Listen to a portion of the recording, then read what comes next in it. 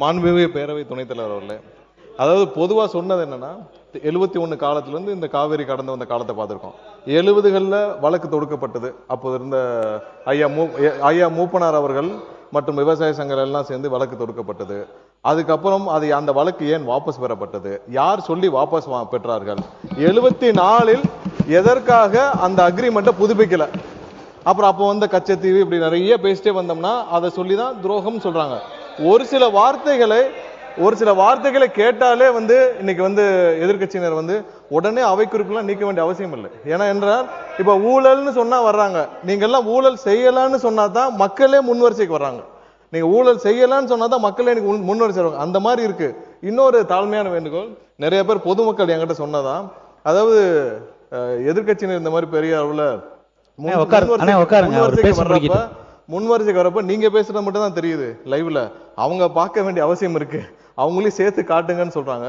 ஒருவேளை அந்த லைவ்ல ஸ்பிளிட் பண்ணி அவங்களையும் சேர்த்து காட்டலாம். ஏன்னா பொதுமக்கள் நிறைய பேர் அவங்க என்ன மாதிரி, ஏன்னா வெளியில பண்ற இதுகள் வேற, பட் உள்ளே அவர்கள் முன்வரிசைக்கு வர்றதையும் பொதுமக்கள் பார்க்கணும்னு ஆசைப்படுறாங்க. ஏன்னா சட்டசபையில் எவ்வளவு தூரம் அநாகரிகமா நடந்துக்கிறாங்களோ அதையும் பார்க்கணும்னு ஆசைப்படுறாங்க. அதற்கும் சேர்த்து நீங்க லைவ்ல அவங்களையும் சேர்த்து காட்டணும்னு ஆசைப்படுறோம். எல்லாவற்றையும் நீக்க வேண்டிய அவசியம்.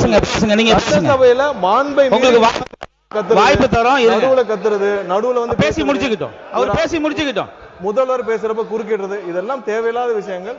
எது குறித்து பேசுவோம் அது பேசுவோம். எல்லாவற்றையும் நீக்க வேண்டிய அவசியம் இல்லை. அதை ஆய்வுக்கு எடுத்துக்கலாம். இதுல ஊழலோ துரோகமோ இதெல்லாம் வந்ததுதான், யாரும் இல்லாததெல்லாம் சொல்லல. இது காலகாலமா பேசிட்டு வந்த விவாதங்கள் தான். அதை உடனே நீக்க ஆய்வுக்கு எடுத்துக்கிட்டு நீக்கலாம். நன்றி. மாண்புமிகு அவை முன்னவர் அவர்கள், உங்களுக்கு வாய்ப்பு தரேன், உட்காருங்க, வாய்ப்பு வரும், உட்காருங்க. மாண்பு பேரவை துணைத் தலைவர் அவர்களே,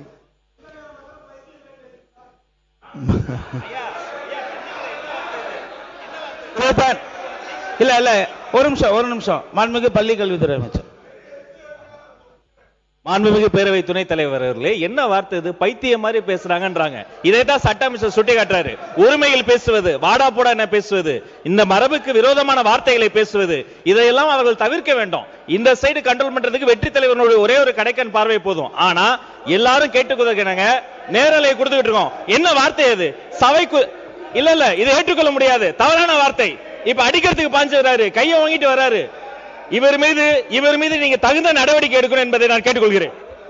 உட்காருங்க. அண்ணா ஒரு நிமிஷம். இந்த சம்பவத்தை பத்தி ஆய்வு பண்ணி பேரவை தலைவர் வந்ததுக்கு அப்புறம் தகுந்த பேரவை விதிகளுக்கு உட்பட்டு என்ன நடவடிக்கை எடுக்குமோ அதை எடுப்பார். நீங்க பேசுங்க. ஒரே ஒரு நிமிஷம். மாண்புமிகு அமைச்சர் நிர்மல்குமார் எதை பேசினாலும் சபையை கிளப்பி விட்டுறீங்க. அவரு நான் அமைச்சர், இன்றைக்கு மாண்புமிகு அமைச்சர் ஆனந்த் அவர்கள் இருக்கிறார்கள், அவர்கள் பேசுவதோ அல்லது அதிகாரியோ நம்முடைய இருங்க, நான் சொல்லிடுறேன். நான் சொன்னவர் நான் சொன்னவர் உறுப்பினர் வரும்.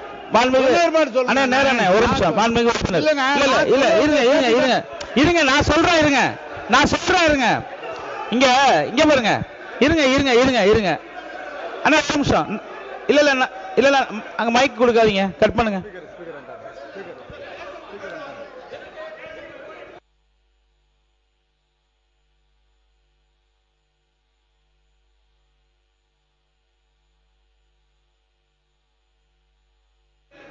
உறுப்பினர் கே நேரு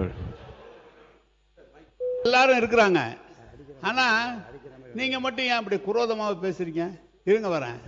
என்ன இருங்க வரேன். ஏன் பாய் இருங்க பாய், நான் இருங்க. என்ன அப்படி பேசுறீங்க? ஏன் அப்படி பேசுறீங்க? சட்டம் இருங்க. நீங்க நான் அப்புறம் ஏதாவது சொன்னா வருத்தப்படுவீங்க. இருங்க, ஒண்ணா சொல்லிட்டு இருப்ப காமிக்கிறீங்க. உறுப்பினர் கே நேரு அவர்கள், உறுப்பினர் இருங்க. உறுப்பினர் கே நேரு அவர்களுக்கு உட்காருங்க. ஒவ்வொருத்தரும் நான் வரேன். கொஞ்சம் இருங்க. மாண்புமிகு சட்டத்துறை அமைச்சர் இருங்க, நீங்க விளக்கமா பேசுங்க, பதில் சொல்லுங்க. மாண்புமிகு பேரவைத் தலைவர் அவர்களே, கேட்டுதான் யாரும் எதுவும் குதர்க்கமாலாம் பேசுறதில்ல. அதாவது ஒரு சில வார்த்தைகள் முதல்வர் பேசும்போது குறுக்கிடுறதும், இல்ல பொதுச் செயலாளர் இல்ல நீர்வள பாசனத்துறை நம்ம அமைச்சர் பேசுறப்ப குறுக்கிடுறதும், அங்கிருந்து தேவையில்லாத கமெண்ட் பாஸ் பண்றோம். இது பொதுமக்களுடைய பொதுவான கோரிக்கை. என்னன்னா அவர்கள் வந்து அங்கேயும் பார்க்கணும்னு ஆசைப்படுறாங்க. இது பொதுவான கோரிக்கையை தான் நாங்க சொன்னோம் தவிர யாருடைய இங்க வந்து யாரையும் குதர்க்கமால பேசல. காவேரி விஷயத்துல இதே சபையில பல விவாதங்கள் நடந்திருக்கு. காவேரி விஷயத்துல என்னென்ன கடந்து வந்த பாதை பல விவாதங்கள் நடந்திருக்கு. 2007 வந்தது ஏன் 2013 வரைக்கும் கெசட்ல வெளியிடாம இருந்துச்சு. இது மாதிரி பல விவாதங்கள் நடந்துருச்சு. அதனால உடனே எல்லாரும் வந்து அதை நீக்க வேண்டிய அவசியம் இல்லை, ஆய்வுக்கு எடுத்துக்கலாம். மாண்பு உறுப்பினர் கே நேரு அவர்கள். பேரவைத் தலைவர் அவர்களே, பேரவைத் தலைவர் நடுநிலையாக இருவரையுமே பேச சொல்லி அனுமதித்து வர கருத்துக்களை சொல்கிறார். ஒரு தவறான கருத்து என்றால் நீக்க சொல்கிறார். ஆனால் நேரடியான ஒளிபரப்பு இது நீக்கினாலும் நாங்கள் பத்திரிகையில் தான் வராமல் இருக்குமே தவிர நேரடியாக ஒளிபரப்பாயிரு. எங்களுடைய முகத்தை காண்பிக்கவில்லை என்றெல்லாம் இந்த சட்டமன்றத்தில் எவ்வளவோ நிகழ்ச்சிகளை நாங்கள் பார்த்திருக்கிறோம், எவ்வளவோ காரசாரமான விவாதங்களை நடத்தியிருக்கிறோம். ஆனால் திறந்தாழ்ந்து என்றைக்கும் போனதில்லை. நீங்கள் மக்கள் பார்த்து கொள்ளட்டும். யார் இங்கேயும் காமிங்க அங்கேயும் காமிங்க, மக்கள் தீர்ப்பு சொன்னால் நாங்கள் ஏற்றுக்கிறோம். ஆனால் அமைச்சர் நீங்கள் வந்து தயவுசெய்து சொல்கிறேன், நீங்கள் வந்து ஏதோ அநாகரிகமானலாம் பேசாதீங்க. அதெல்லாம் பேசாதீங்க, அதெல்லாம் சரியாக இருக்காது. சொல்லுங்கள் அநாகரிகம். அது அவை முன்னவர் வரேன், நான் வரேன்.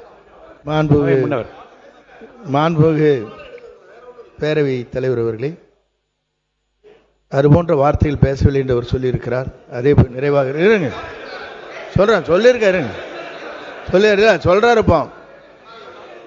ஆகவே அவர் சொன்னது ஒன்றே ஒன்றுதான், அந்த பகுதியிலும் காட்டுங்கள் மக்கள் பார்க்கட்டும்னு தான் சொன்னார், தவிர வேற ஒன்றும் இல்லை.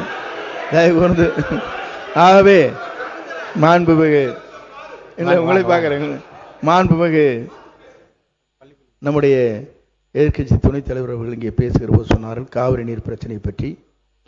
காவிரி நீர் பிரச்சனையை பொறுத்தவரையிலும் அரசும் அங்கே இருக்கிற விவசாய சங்கத்தினுடைய தலைவர் அவரும் இருவரும் சேர்ந்துதான் வழக்கு முதலே போட்டார்கள்.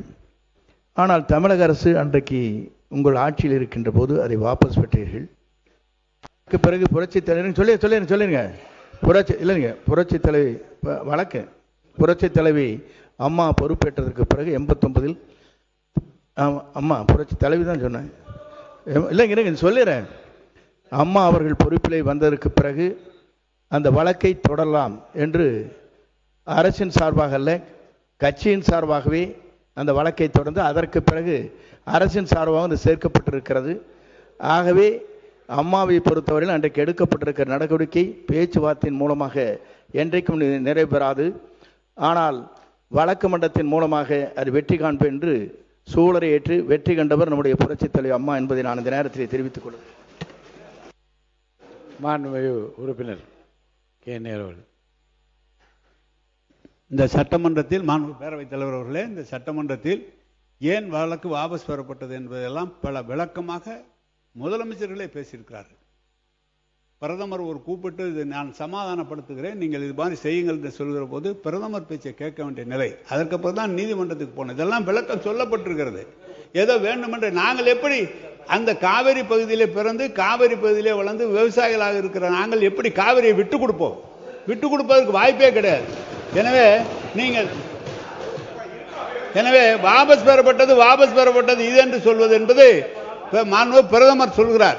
பிரதமர் ஒரு வார்த்தை சொல்கிற போது மாண்பு முதலமைச்சர் எப்படியாவது சுமூகமான ஒரு நிலை ஏற்பட வேண்டும் என்ற எண்ணத்தில் தான் அது செய்யப்பட்டது தவிர அதற்காக நாங்கள் வேண்டுமென்றே செய்யப்பட்டதெல்லாம் என்று இல்லை. மாண்புமிகு அவை முன்னவர். பேரவைத் தலைவர் அவர்களே, பிரதமர் எங்களை அழைத்து பேசினார்கள், ஆகவே நாம் வாபஸ் பெற்றோம் சொன்னார்கள், அதற்கு நன்றி. மாண்புமிகு சட்டத்துறை அமைச்சர் முடிங்க. மாண்புமிகு பேரவைத் தலைவர்களே, இவ்வளவு காலமாக வைக்கப்பட்ட குற்றச்சாட்டு என்னன்னா, ஒருதலை பட்சமாக பிரதமர் சொல்லி ஒரு முடிவை எடுத்திருக்கிறார். அன்று இருக்கிற ஒன்றிய அரசுக்கு சாதகமா எடுத்தார்னு சொல்றதான் குற்றச்சாட்டு. அதான் குற்றச்சாட்டு. அதனாலதான் அந்த காலகட்டத்தில் அந்த வழக்கு 2007 வரை நமக்கு கொண்டு வந்து வர்றதுக்கு இத்தனை 40 வருட டிலேயே வந்து இந்த அன்னைக்கு வாக்கு பாஸ் வாங்கினாலதான். அதுக்கப்புறம் 83 புரட்சி தலைவர் கொண்டு வந்து அந்த வழக்கை திரும்பவும் பதிவு செய்தார். அதுக்கப்புறம் அம்மா வந்து முடிச்சு வச்சாங்க. 2013 வரை எவ்வளவு போராடி அதை கெசட்டை வெளியிட வச்சாங்க. 2018 வந்த தீர்ப்பு எப்படி வந்துச்சு எல்லாமே தெரியும். இது ஒரு விஷயத்தை ஒத்துக்கொண்டதற்கு மிக்க நன்றி. உறுப்பினர் உங்களோட மட்டும் உறுப்பினர் நீங்க பேச விளக்கத்தோடு முடித்துவிட்டு நான் முடிவு சொல்றேன். நீங்க பாருங்க. சபையிலே இதை பற்றி அதிகமான தரவை சொல்லப்பட்டிருக்கிறது. அவருக்கு இது தெரியுமா தெரியும், ஆனால் எல்லாம் தெரிந்திருக்க வேண்டும். இப்போ கொஞ்சம் கற்றவர் அவர் தெரிஞ்சிருக்க வேண்டும். ஏற்கனவே இது சொல்லப்பட்டு அதுக்கப்புறம் தான் நடுவர் மன்ற தீர்ப்பை வலியுறுத்தி நடுவர் மன்றத்தில் 220 டிஎம்சி என்று சொல்லி அதற்கு பிறகு ஒரு வழக்கு தொடர்ந்து 14 டிஎம்சி குடிநீருக்காக குறைக்கப்பட்ட காலம் தொடர்ந்து சட்ட போராட்டம் நடத்தி தான் வந்திருக்கமே தவிர எந்த இடத்துலையும் விட்டு கொடுத்ததில்லை. எனவே நீ நன்றி சொல்றது உங்களுக்கு நன்றி, இதை கொண்டு வந்ததுக்காக. மாண்புமிகு பேரவை உறுப்பினர்கள் சொல்லுங்க. மாண்புமிகு பேரவைத் தலைவர் அவர்களே, அவை முன்னவர் அவர்கள், சட்டத்துறை அமைச்சர் அவர்கள், மக்கள் நல்வாழ்வுத்துறை அமைச்சர் அவர்கள் எல்லோருமே இங்கே கருத்துக்களை சொன்னார்கள். மூத்த உறுப்பினர் அண்ணன் நேரு அவர்களும் இங்கே பேசினார்கள். ஒரு கடைசியார் என்ன ஒரு உண்மை தெரியுமா, 177.25 டிஎம்சி தண்ணீர் தமிழகத்திற்கு உரிமை என்கிற சட்டம் கிடைக்கப்பெற்றதற்கு பின்னால் அதற்கு பிறகு அந்த ஆணையம் அமைப்பதற்கு மத்திய அரசு முன்வரவில்லை, காலதாமதம் செய்தது.